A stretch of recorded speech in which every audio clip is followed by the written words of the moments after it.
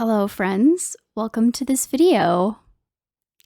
As you can probably tell, we're doing something a tiny bit different today. I'm going to review this book. This is a dragon art book that I recently purchased. So if you like dragons, like dragon art, or like art books, or even like dragon art books, this review is for you. Alright, so on to the details. This book is called Designing Dragons. It was published by 3D Total, and it's a pretty cool book. You can actually even change out the cover design of this book. So I thought that was a pretty cool touch.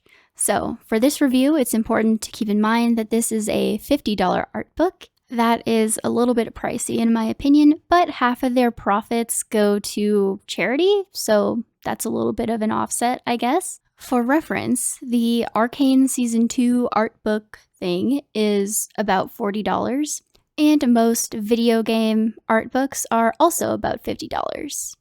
And the D&D handbooks like the Monster Manual and the Player's Handbook and stuff, those are also $50.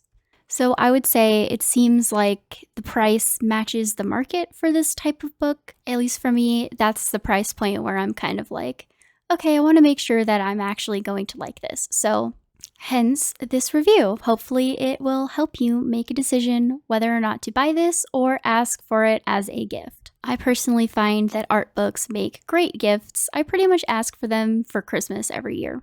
Overall, I would say the cover art is amazing, and I already knew that some pretty cool artists worked on this book. Okay, so now we're going to take a bit of a look inside. I can't show you everything that's in this book because I feel like that's a bit disingenuous, but I can show you some things. When judging this book, I think it's also really important to note that this isn't supposed to be like a tutorial book, really. It's not a how to draw this dragon, how to draw that dragon type of book, and it doesn't have like step-by-step instructions that you can like follow along with, really. Most of the book is structured around featured artists and their process of making their version of famous dragons from mythology. And I'll show an example of that later. The book starts out with a foreword by Stephen Oakley and Alexander Ostrowski. Hopefully I said both of their names reasonably correctly. But if you know how to pronounce them, let me know. The piece on the left is by Alexander Ostrowski, and he is one of my favorite dragon artists ever. So we're kind of already getting into why I really like this book. Just looking at this page and studying this page is super fun for me because he's one of my favorite artists. This foreword is one of my favorite parts of the book. It's mostly about how to bring your dragon designs a little bit more into reality, if that makes sense. I think the main strength of this book is that the artists are really, really great at grounding their dragons in reality. So the artists have a very strong command of anatomy. They have clear experience in creature design, and I feel like all of them are really good at making believable looking dragons. I feel like even without rendering to absolute full realism, these artists are really good at making you believe their dragons could be real animals. That's something that I specifically really want to bring into my dragon art a little bit more, and I feel like this book has for sure helped me with that. I was already working on that with like my silver dragon redesign, and then I got this book and was inspired to go even further with my rail design. And that's why his video took me so long. Personally, one of my favorite things about art that motivates me is the ability to improve. When I have a clear idea of what I want to work on, it actually motivates me to draw and do art a lot more. So this book actually had a very big part in motivating me to actually make Rail's video, because I wanted to make a feathered dragon that looked even cooler than I could make before. Anyway, here I'm going over the table of contents, showing you the three main parts of this book. The intro that is specifically talking about adding like a natural flair to your dragons. Then the main part where each featured artist creates a dragon, and then the end, which is kind of a gallery of some pretty cool dragons made by some pretty cool artists. Not to mention the pictures in this book are so pretty. Like, one of the main things I'm working on with my dragons is like actually drawing scales and making more realistic textures. And I feel like the photos of the art in this book really has helped me with that. For example, this is in the book. These are paintings. Like, this is the post that I actually initially discovered that the art book was on sale, because I scrolled past this and I thought that they were photos. I thought they were reference photos. No, those are paintings that Alex Ostrowski did, and those are in this book. So yeah, that was the end for me. I immediately gave them my money. I haven't had time yet, but I'm definitely going to do some studies of those scale patterns because, oh my gosh, if I could do that, I would be so happy. All right, so here I'm going to show you one of the artist pieces, if that makes sense. Like I said, the majority of the book is featured artists drawing their own design of a mythical dragon, pretty much. So here I'm showing you Alison Theus's piece. She did The Questing Beast. You might know her online as Beast of Oblivion, and her art is super cool, so I wanted to show that off. So this is what I mean when I say that these parts go over the artist's process. Alison starts out by making little thumbnails or little sketches of her initial ideas for the questing beast. She's showing different poses, different flow, different types of tails, slightly different body structure, just to feel out what she thinks will look good. I think this is such a good point. I feel like I personally run into this issue where I will always take the first design and try to render that out. And then later, when it looks awkward, I am sad. So another thing that I really took from this book is you gotta play around first. Your first idea isn't always gonna be the best idea. Next, Alison goes through some animal studies. She draws real-life animals so that she can get a better understanding of their anatomy and their pattern and how their bodies work, so she can incorporate that into her design. This is something that pretty much all of the featured artists do. They make drawings of animals first, and it kind of like turns their brain on to be thinking about anatomy. Because, I've discussed this before, but dragons aren't walking around amongst us. We can't study their anatomy and draw them just as is. So, as artists, we have to take anatomy from real animals and morph it and stretch it and meld it into something that could be believable, like this questing beast. And that is not easy. As is the case with everything, I feel like you really have to understand the rules before you break them. These artists go through and they make sure they understand the anatomy of animals they're using for inspiration before they then stretch it into a dragon. Even if you don't buy this book, I hope that you can take from this review that this is something that we should all be doing when we're drawing our dragons. We need to be studying animals more. Well, at least me, that's what I take. She also goes through a few different options for animals, different antelope, different deer, different snakes, so she can decide which one she thinks best fits the design.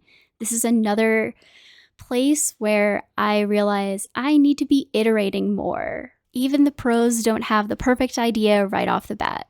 This is one of my favorite pages in the entire book. This is a really good example of an artist working to hybridize two different species, like snake and cat or snake and antelope, and I love this page. In the leftmost picture, she's going very feline mixed with some cobra.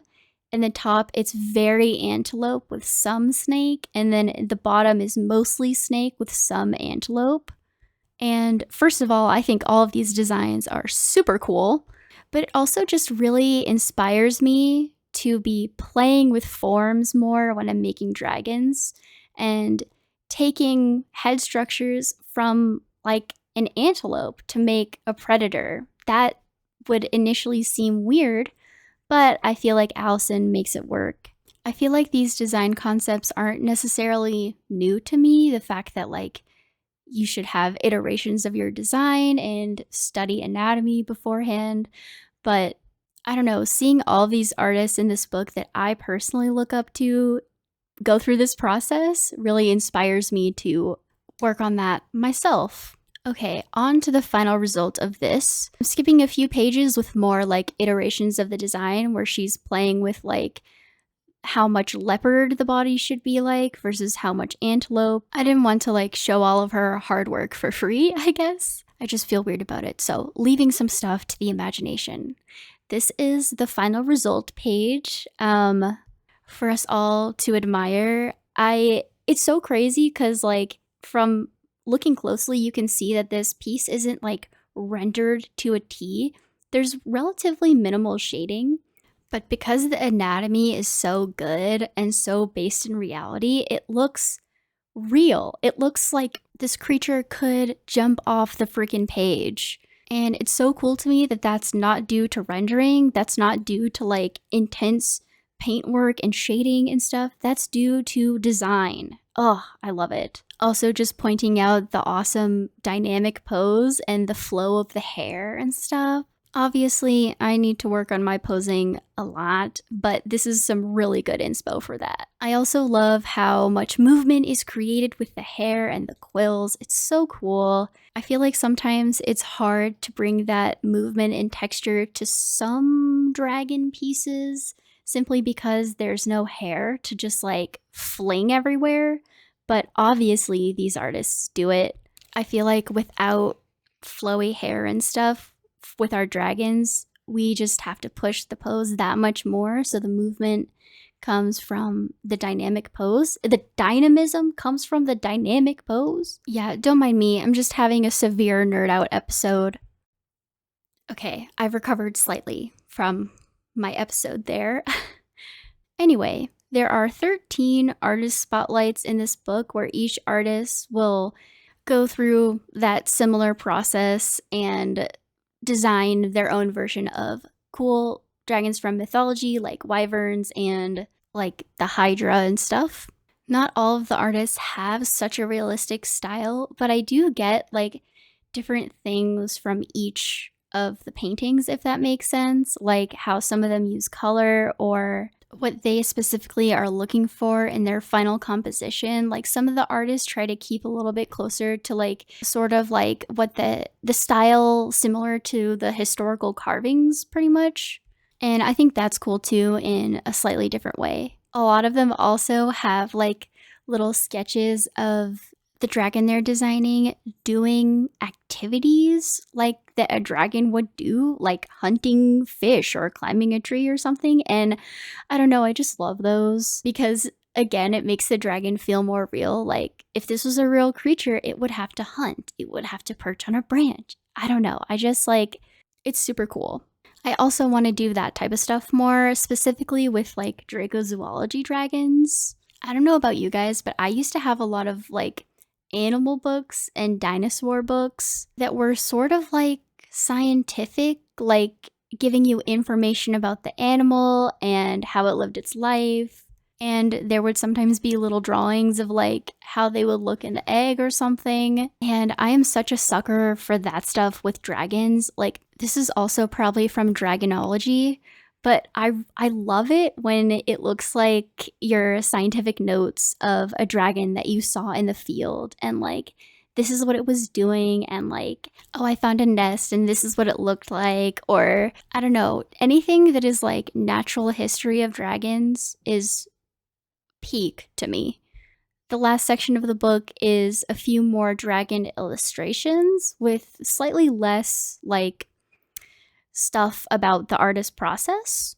I don't think I have any footage for that section of the book, but it's pretty short and like I mentioned, I don't want to like show you guys everything because it kind of feels like I'm giving away their hard work for my own gain and that's stealing and I don't like that. Oh, I forgot to say, they have no idea I'm doing this. I bought this with my own money. I have no connection to the people who made this book other than the fact that I'm a fan.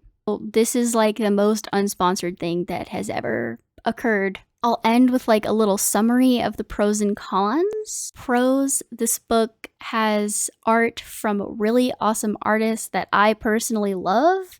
I think for my purposes, it was a really good value for money just based off of the sheer amount of designs that were in this book. I learned a lot from this book, and I just think that it's super duper cool, and yeah, I'm really glad that I got it. Cons of this book: it's not for beginners. It kind of has a relatively steep price, although it's definitely within the realm of similar books prices, if that makes sense. Because each dragon is drawn by a different artist, some of the dragons might not be to your taste, so that's something to think about. For me personally, the pros outweigh the cons, and I'm very happy with my purchase. However, I do have, what's it called, commitment bias or something? Okay, I looked it up. So it's probably a combo of the endowment effect, where you value what you own more highly, and choice supportive bias or post-purchase rationalization, where you retroactively focus on the positive aspects of your chosen item because you already paid for it. And you don't want to be like, oh yeah, I paid for something bad, so you are biased towards something you already bought. Now that, kids, is how even non-sponsored reviews can be biased. We learn something every day. TLDR, if you like dragons, if you like dragon art, and you have $50 to burn, I would say it's worth it. I don't think that I would have drawn Rail yet if I didn't have this book, so that's something. Anyway, as always, let me know if you have any questions down in the comments. I'll do my best to answer them in a relatively timely manner. If you have this book, let me know what you think of it. Obviously, having more opinions to go off of is always good when looking for reviews. And selfishly, if you have any ideas for something that I should draw, let me know. With that, I will say thank you for watching this video. I hope that it was helpful to you in any way, shape, or form, or at least entertaining. I hope you are having a good day, and I'll see you around. Oh, and here's the book next to the gremlin for scale. Isn't he such a good book model? He should do this as a job. Then maybe he could pay rent. The little freeloader. He literally sat there for like way longer than I was expecting, until I called him away, actually. I think that means he likes it.